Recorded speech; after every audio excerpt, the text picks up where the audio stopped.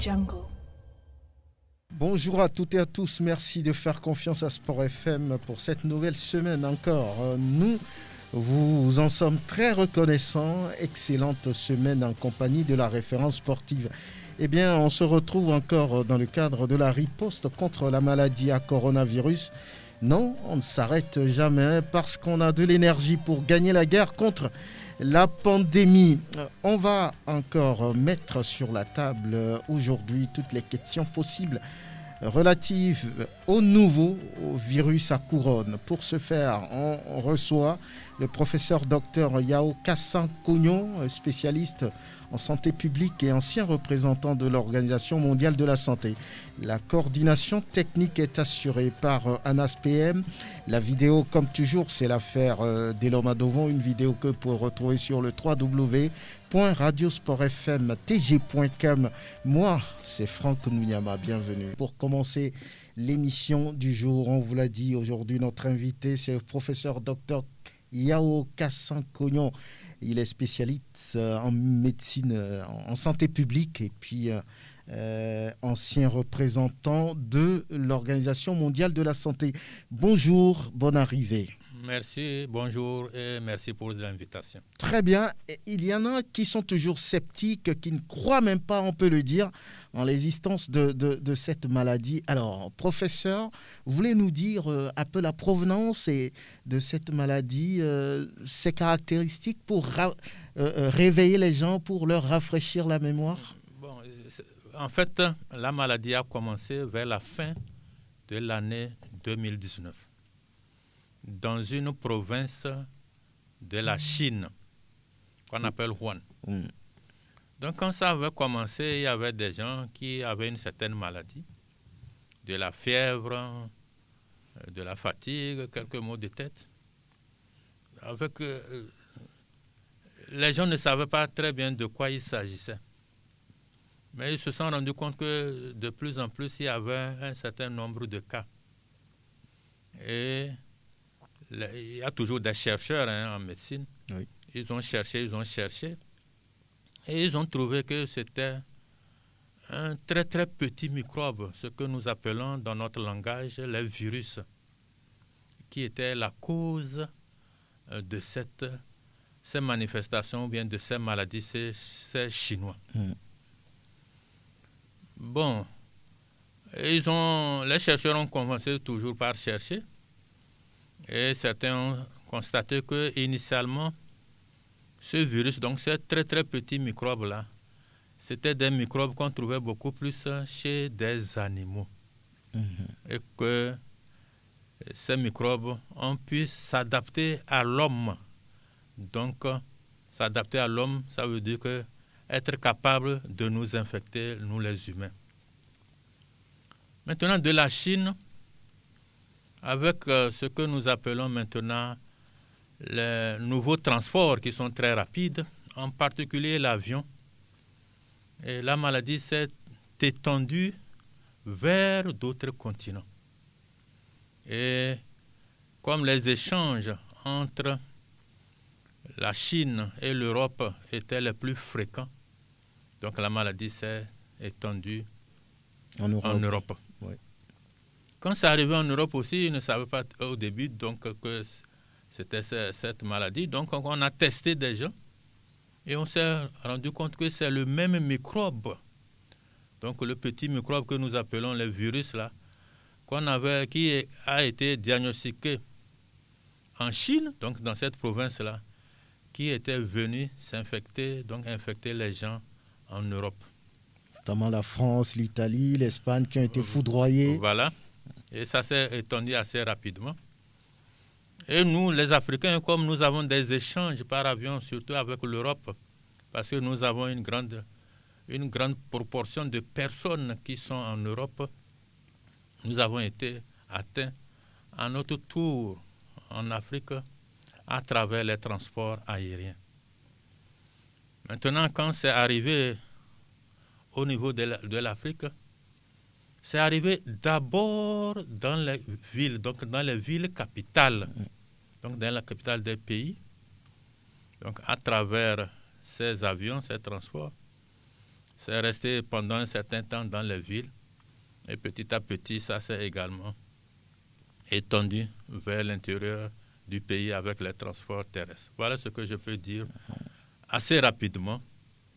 Comment cette maladie, qui était en Chine, très loin de chez nous ici, a pu arriver en Afrique au bout de 3 mois. Donc on pourrait dire aujourd'hui, si on avait empêché ces mouvements, ces voyages-là, on pourrait vraiment canaliser le virus. Voilà, effectivement, si on avait pu empêcher ou bien mettre en place un système qui permettait au début de détecter, de diagnostiquer ceux qui étaient malades, qui arrivaient par avion, et de les isoler dès le début pour qu'ils ne soient pas en contact avec la population de nos capitales, on aurait pu enrayer, peut-être minimiser le mal.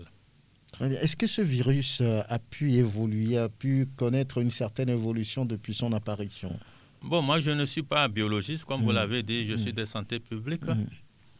Mais à ma connaissance, d'après ce qui est dit, pour le moment, il n'y a pas une grande évolution en tant que telle. Mais les chercheurs, les biologistes sont en train toujours de surveiller pour savoir est-ce qu'il y aura une évolution en un moment ou en un autre. Parce que la plupart des virus peuvent aussi évoluer, soit pour devenir plus virulents, c'est-à-dire plus dangereux, ou bien évoluer pour devenir moins virulents ou moins dangereux. Voilà ce que je peux dire. Alors, 3 mois ou bien, j'allais dire même 5 mois après l'apparition de cette pandémie au Togo, mais quelle est la situation? Bon, à la date d'hier, la situation, elle est la suivante. Vous le savez déjà, on a enregistré 1396 cas diagnostiqués, donc confirmés positifs, c'est-à-dire qu'on a fait les tests et on a trouvé que ces gens-là ont le virus dans leur organisme. Quelle est la situation? On peut dire qu'à la date d'hier aussi, parmi ces 1396 cas, il y a eu beaucoup qui ont été guéris. Et quand on calcule la proportion de ceux qui sont guéris, c'est autour de 71% qui sont guéris. Malheureusement, il y a eu 27 personnes qui sont décédées. Et le reste, à peu près autour de 300 et quelques, sont encore des gens qui sont en hospitalisation et en surveillance et en traitement. Voilà ce que je peux résumer. Maintenant, si on veut aller un peu plus dans les détails, ça c'est le gros. Oui. À la situation d'hier également, le constat c'est que il y a le virus, la maladie existe dans tout le pays, c'est-à-dire le Togo. Ce qui veut dire que de Lomé jusqu'au nord, à Saint-Cassé, de Lomé à l'ouest, à l'est, c'est-à-dire à Ného. Et quand on prend les préfectures globalement, au moins dans chaque préfecture, il y a eu des cas. Donc, nous devons savoir que la maladie est partout au Togo. Pas avec la même intensité, mais elle existe un peu partout. On pourra revenir dans les détails en termes d'intensité, zone par zone à peu près. Très bien. Alors, on constate que depuis 5 mois, c'est vrai que lorsqu'on compare avec les autres pays, on peut dire que ce n'est pas aussi inquiétant, mais la maladie, ou bien les contaminations, le nombre des contaminés s'agrandit au jour le jour. Est-ce qu'on doit dire aujourd'hui qu'on n'arrive pas à contrôler cette pandémie? Comment peut-on l'expliquer? Vous avez aussi parlé d'intensité. Oui, c'est-à-dire que quand on regarde, on peut dire que nous arrivons difficilement à contrôler la maladie. Bon, je vais expliquer. C'est que quand la maladie est arrivée au niveau de la capitale. Lomé, voulez-vous dire? Oui, de notre capitale Lomé. Et que le gouvernement a pris certaines mesures que moi j'ai trouvé qu'elles étaient vraiment bienvenues, très importantes. C'est le bouclage de la ville de Lomé pour que la maladie qui est au sein de notre capitale Lomé là, ne puisse pas s'étendre vers l'intérieur du pays, pour que nous ne puissions pas prendre la maladie et l'amener vers l'intérieur du pays. Ouais. Le gouvernement aussi a pris certaines mesures, en particulier le couvre-feu, pour que nous ne puissions pas nous attrouper et que quand on est en troupe, donc l'un à côté de l'autre, c'est plus facile de transmettre la maladie à une autre personne.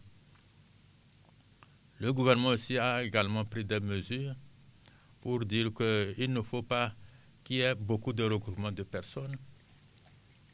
Et ceci a permis de confiner, c'est-à-dire de réduire l'expansion de la maladie. Donc, malgré ça, de temps en temps, il y avait des personnes, peut-être, qui arrivaient à échapper à ce système qui allait vers l'intérieur du pays et qui, de temps en temps, amenait la maladie vers l'intérieur du pays, donc vers les autres villes.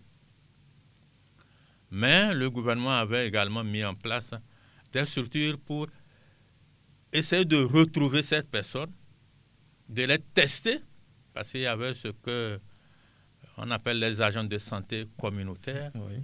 Il y avait les comités locaux de lutte contre la pandémie à coronavirus dans les préfectures qui travaillaient pour détecter ça, ce qui a permis de contenir l'expansion de la maladie jusqu'au mois de mai à peu près, où certains pays limitrophes ont commencé par libérer, c'est-à-dire ne plus trop contrôler leurs frontières, ne plus trop contrôler leur ville, leur capitale qui était confinée, et des gens qui sont venus de l'extérieur, donc je parle bien de l'extérieur du Togo, sont arrivés au Togo et ils ont étendu la maladie à l'intérieur de notre pays.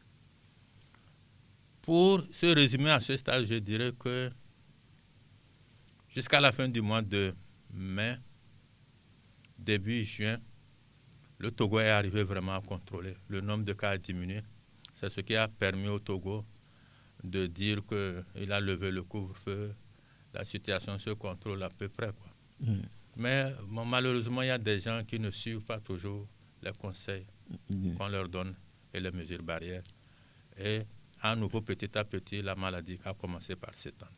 Je m'arrête là et puis on va continuer. Alors, vous avez parlé de couvre-feu, vous avez parlé de bouclage de ville.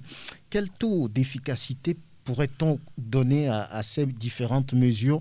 Est-ce que ça a eu ses effets, ça a réussi dans une certaine mesure? Et là, on constate aujourd'hui qu'il y a un relâchement. Voilà. Moi, personnellement, quand j'analyse, je félicite beaucoup le bouclage de la ville de Lomé et le bouclage de la ville de Sokodé. Selon moi, ça a permis vraiment de réduire l'extension de la maladie au tout début. Mais bon, chaque mesure a le revers de sa médaille, comme on le dit. En bouclant les villes, on réduit le commerce. Il y a certaines personnes qui souffrent. Quand je dis certaines personnes qui souffrent, les commerçants, oui, les commerçantes, etc.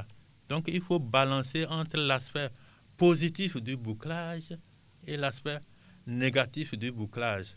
L'aspect positif, c'est qu'on réduit l'extension de la maladie, le nombre de cas va diminuer. Mais son aspect négatif, c'est qu'il y a des gens qui font du commerce et qui n'ont plus de quoi subvenir à leurs besoins. Donc, ces deux aspects, c'est pourquoi je dis que selon moi, le bouclage a été efficace. Maintenant, à un moment où, comme ça a été très efficace, le gouvernement a levé le bouclage. Mais maintenant, les personnes n'ont pas suivi les recommandations. Quand je dis les personnes, ce n'est pas tout le monde qui a suivi les recommandations du gouvernement, d'où cette reprise du nombre de cas et cette reprise de l'extension de la maladie.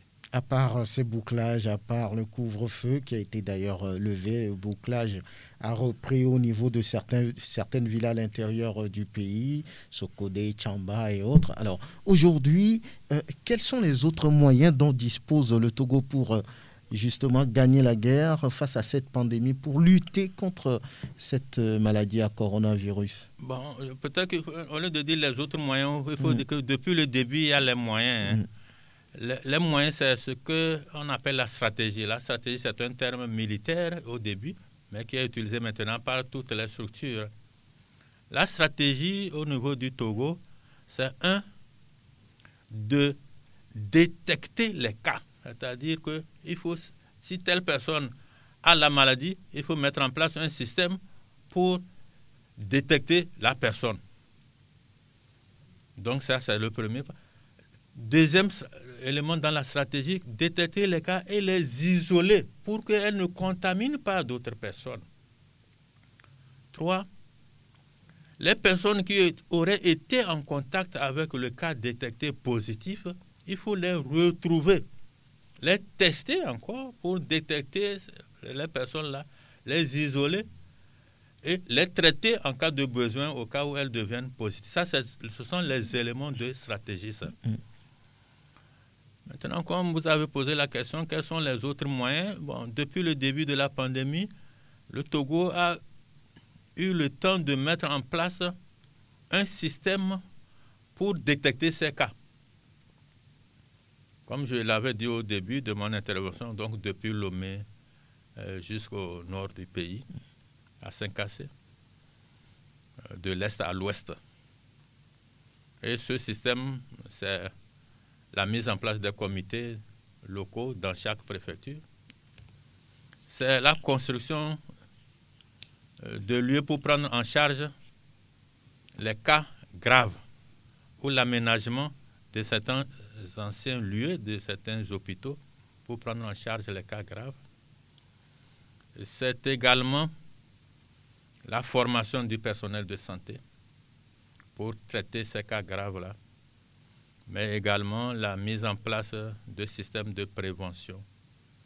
C'est ce que vous avez dit au début, c'est-à-dire se laver régulièrement les mains pour éviter que le virus, si on a touché quelque chose et que le virus est sur nos mains, que nous le portions vers notre bouche ou bien vers notre nez. C'est le port de cache-nez ou de masque. C'est la distanciation physique, c'est-à-dire au moins 1 mètre comme vous êtes là et moi, on a déjà à peu près au moins 1,25 m de distance entre nous. Oui. C'est également certaines autres mesures qu'il faut prendre, ne pas regrouper les gens à plus de 50 dans certains cas, à plus de 15 dans certains cas, ne pas se retrouver dans des lieux confinés, c'est toutes ces mesures-là.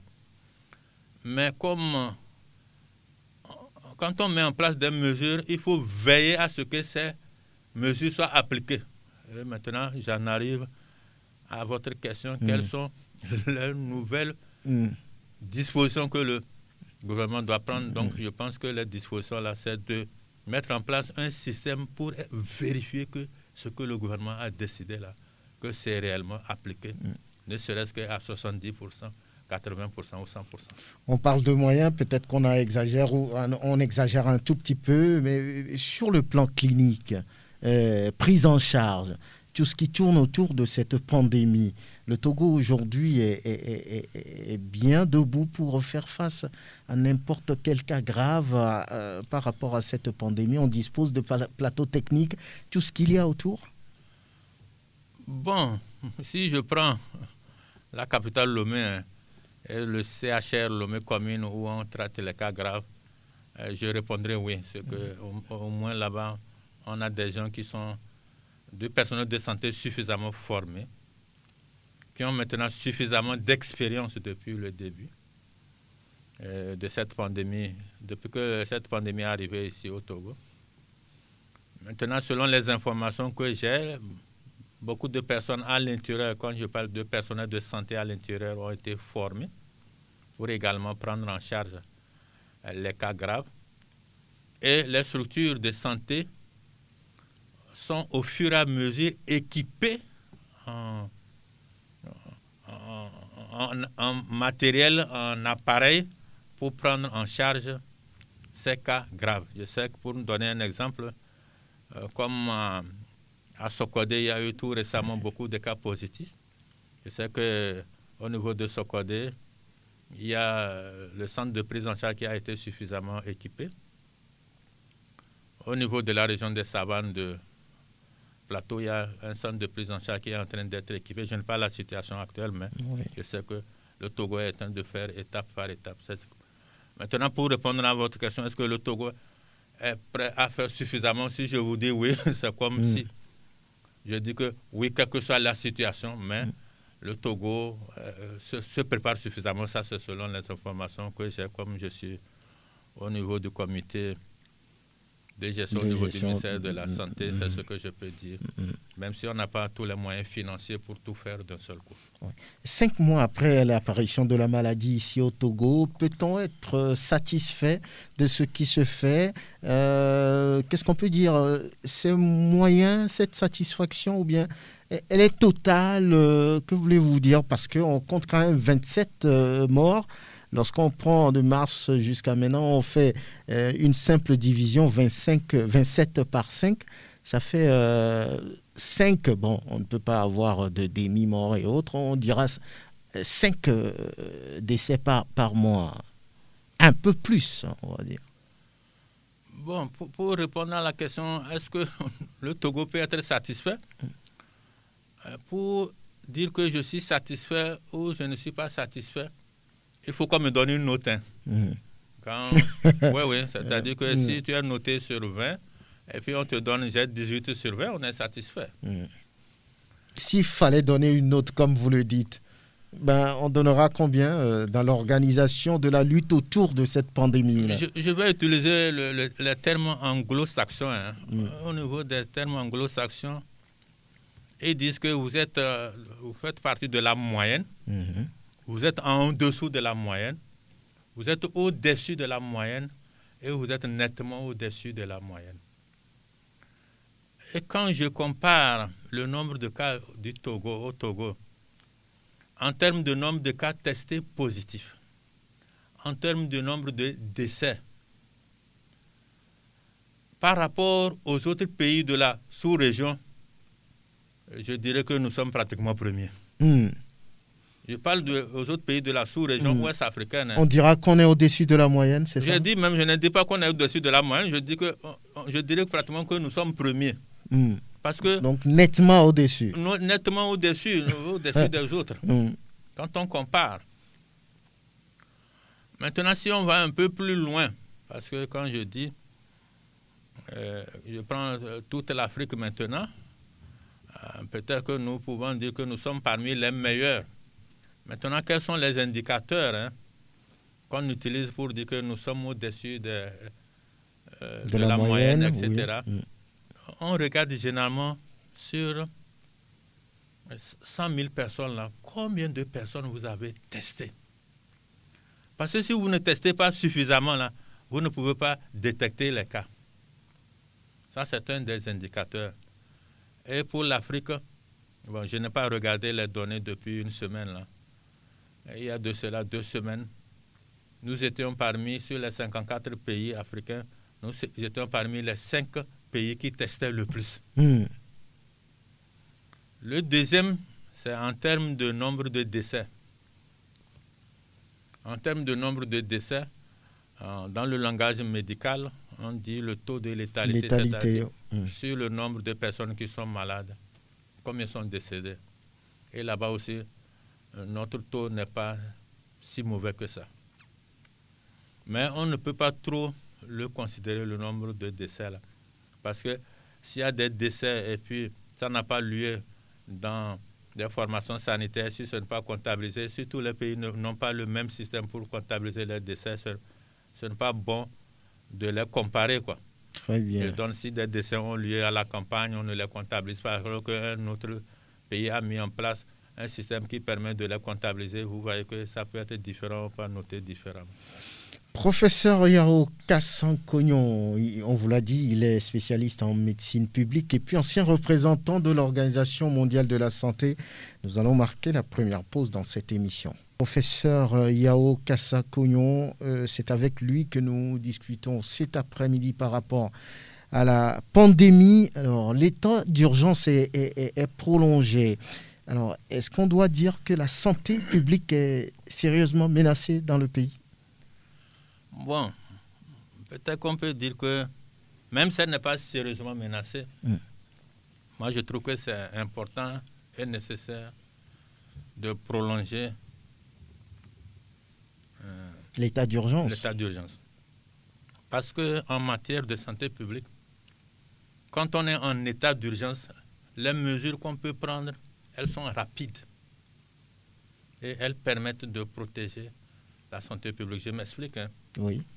Quand on déclare l'état d'urgence là, et que quelqu'un a la maladie, coronavirus, là, Covid-19, et refuse de se faire traiter, l'état d'urgence permet à l'État d'aller le chercher. Maintenant, s'il n'y a pas d'état d'urgence, il faut utiliser d'autres mécanismes qui sont plus longs et plus lents donc pour le faire traiter. Maintenant, tant que la situation n'est pas maîtrisée, donc il nous faut l'état d'urgence pour qu'on puisse utiliser cet aspect-là pour maîtriser la maladie. Deuxième point, quand je regarde également que j'ai fait le calcul il y a de cela vers début juillet, on avait à peu près 7-8 cas par jour maximum. Alors que ces derniers temps-là, je me rends compte qu'on a 14 jusqu'à même 20 cas par jour. Vous voyez que ça devient inquiétant. Ça devient un peu inquiétant, même si le nombre de décès n'a pas augmenté, ça devient inquiétant. Donc, ne nous laissons pas arriver au stade où nous sommes face au mur et c'est en ce moment que nous disons quelle solution trouver. Et souvent on dit que gouverner, c'est prévoir. Et je pense que les autorités au plus haut niveau prévoient d'avance avant de prendre cette décision. Alors, on peut assister à une nouvelle prolongation de l'état d'urgence du moment où cette pandémie n'est toujours pas maîtrisée. Bien sûr, tant que ce n'est pas maîtrisé et que les gens ne suivent pas les mesures barrières préconisées par le gouvernement pour que ça soit maîtrisé, on peut assister à une prolongation de l'état d'urgence. Bon, je ne suis pas spécialiste en termes de juriste. Je ne sais pas combien de temps on peut le prolonger, mais pour moi, tant que l'état de la maladie n'est pas maîtrisé, il serait nécessaire probablement de prolonger l'état d'urgence pour mieux avoir les éléments pour stopper la maladie. Alors, si on nous dit qu'il est important d'apprendre à vivre avec cette pandémie, est-ce qu'il y a lieu encore de prolonger l'état d'urgence? Oui. Quand on dit qu'il est urgent de vivre avec cette pandémie, je m'explique que si on a seulement 10 cas par semaine, je vis avec 10 cas par semaine. Par rapport à une autre situation où on a 300 cas par semaine, ce n'est pas la même chose. Est-ce que je dois attendre d'avoir 300 cas par semaine pour vivre avec la maladie? Non. Quand c'est 300 cas par semaine, on ne doit pas vivre avec la maladie, on doit combattre la maladie. Jusqu'à nous en santé publique, on dit que quand ça atteint un niveau, que nous pensons que ce niveau-là est acceptable pour nos services de santé, pour la société, et supportable sur le plan de la gestion sanitaire, on peut dire que c'est acceptable, alors on vit avec. Quand ce n'est pas acceptable, il faut toujours prendre les mesures nécessaires pour ramener ça à ce niveau acceptable. Ce niveau acceptable peut être 0, c'est-à-dire pas du tout de cas, oui, ou bien 1 ou 2 cas, ou bien ça peut être plus. Donc c'est pourquoi on dit qu'il faut apprendre à vivre avec la maladie, mais pas à vivre avec un nombre de cas très, très élevé.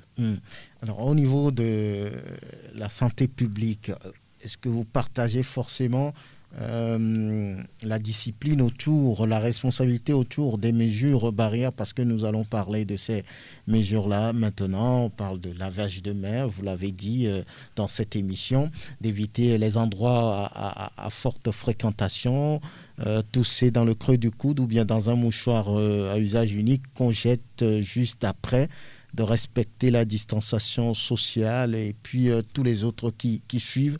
Ce sont de nouvelles mesures, donc de nouveaux comportements adoptés par la population et ce n'est pas facile. Alors, au niveau de la santé publique, que dites-vous? Quelle approche avez-vous? Peut-être... Bon, l'approche que j'ai trouvée la plus facile à mettre en œuvre, c'est le port du cache-nez.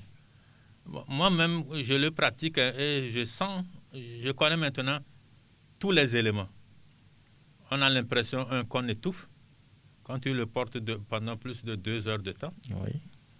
Par exemple, quand je quitte ici, que je vais à l'intérieur, je le porte pendant pratiquement 7 heures de temps. Je sais comment ça agit sur moi. Mais comme je sais que c'est pour préserver ma santé, je le porte. Je ne le porte pas parce que devant, il y a un policier ou un gendarme ou bien un élément de la force FOSAP Covid-19 qui va me contrôler. Non, je le porte parce que je veux me protéger. Donc, je trouve que c'est un aspect important à le faire. Maintenant, il faut réfléchir. Est-ce que je dois le porter?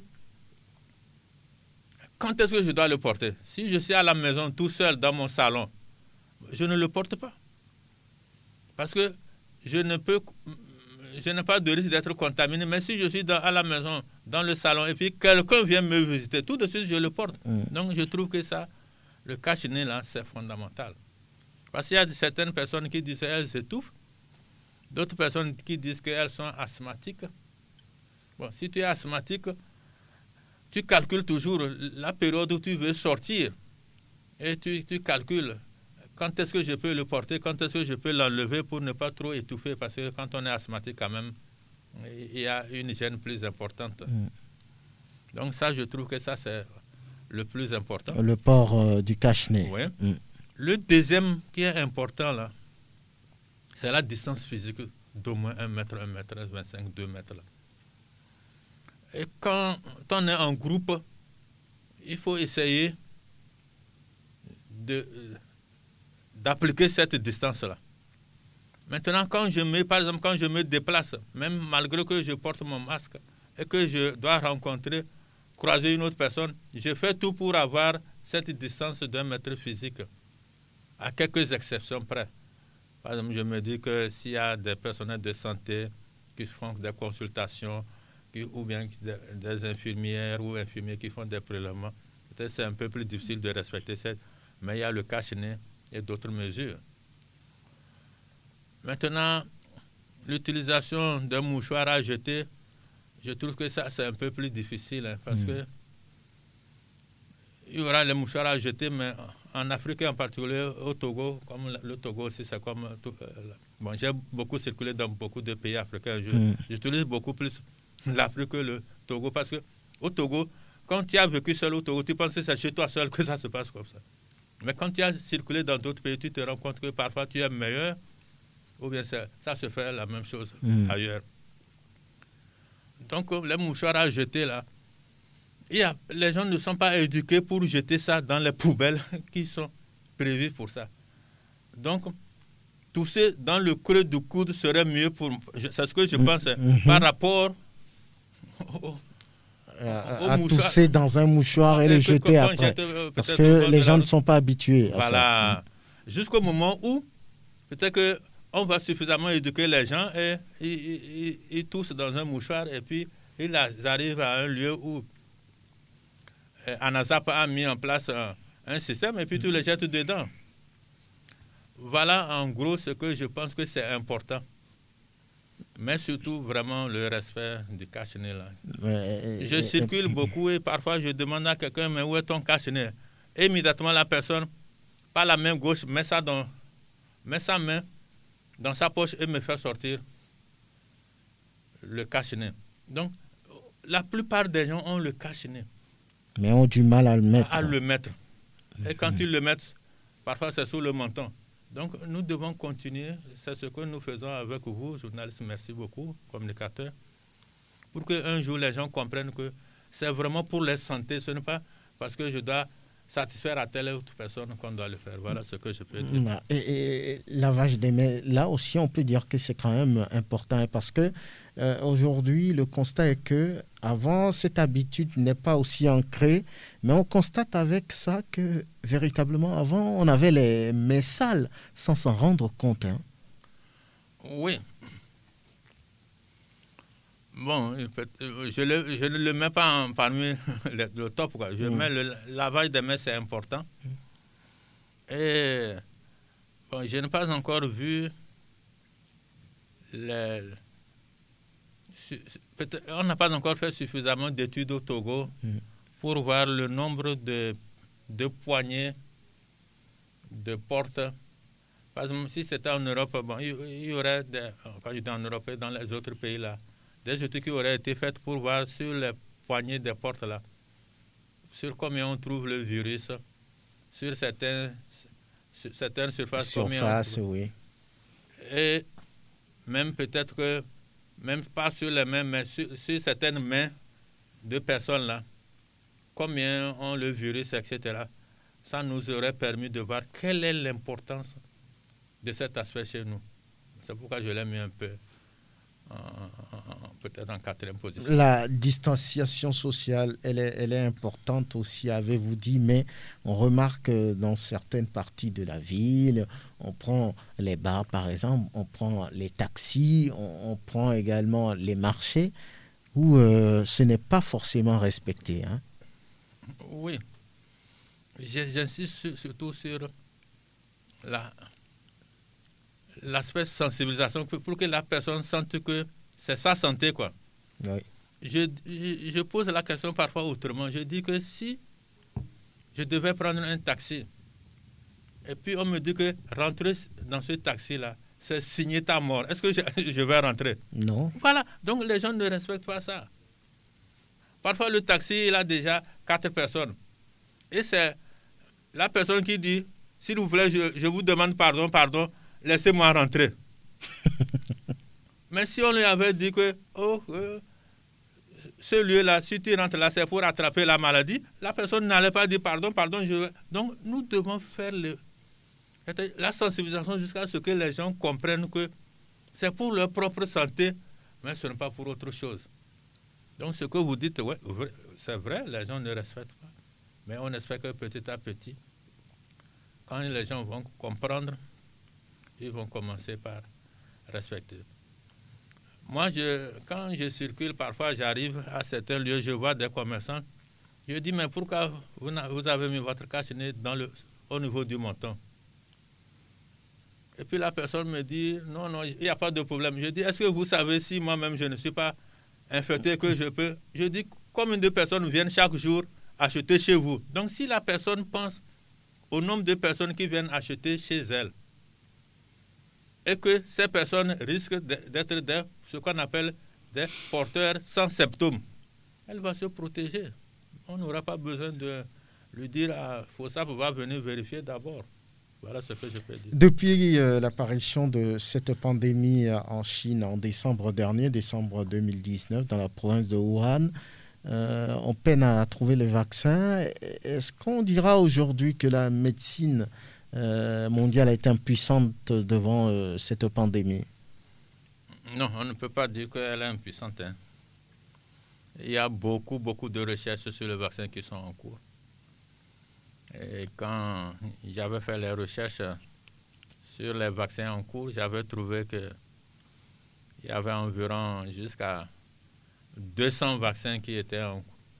Donc 200 institutions qui étaient en cours de recherche de vaccins. Et que parmi ces institutions, il y avait, je pense, 17 qui avaient atteint ce qu'on appelle la phase d'essai. La phase d'essai. Bon, mais quand vous dites que le monde est à court, c'est que pour développer normalement un vaccin, s'il n'y a pas de pandémie, ça prend à peu près 10 ans. Or, nous avons dit que la maladie a commencé en En décembre. décembre. Donc, jusqu'à présent, ça fait à peu près 9 mois. Donc, c'est un peu la course contre la montre.